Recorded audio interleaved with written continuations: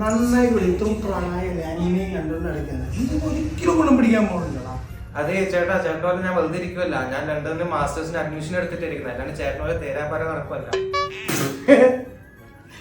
നീ ഈ മാർക്കും വെച്ചോണ്ട് UK അഡ്മിഷൻ മേടിച്ചെന്ന് വേറെ വല്ലവരോടും പോയി പറഞ്ഞാൽ മതി. നിന്റെ ഈ മാർക്ക് വെച്ച് ആര് നിനക്ക് അഡ്മിഷൻ തരാനാടാ?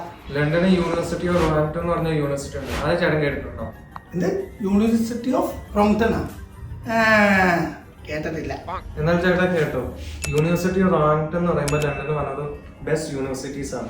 അവിടെ എന്ന് പറയുമ്പോൾ IELTS ഇല്ലാണ്ട് തന്നെ ഓഫറിൽ എനിക്ക് കിട്ടി. അതിനൂടെ അവിടെ 50% നമുക്ക് മാർക്ക് മതി. ഞാൻ എടുക്കുന്ന കോഴ്സ് എന്ന് പറയുമ്പോൾ MSc ഡേറ്റ സയൻസ് ആണ്. 1 year നല്ല കോഴ്സ് ഡ്യൂറേഷൻ. പിന്നെ എനിക്ക് സ്റ്റേ ബാക്ക് 2 years അവർ തരുന്നത്. അതിനോട് ഈ ജാനുവരി ഇൻടേക്കിൽ ഞാൻ പോവും. ഇനി UK ഇങ്ങോട്ട് വന്നേ നീ, എന്നിട്ട് എന്നെ കൂടെ ഒന്ന് കൊണ്ടുപോകാൻ പോലെ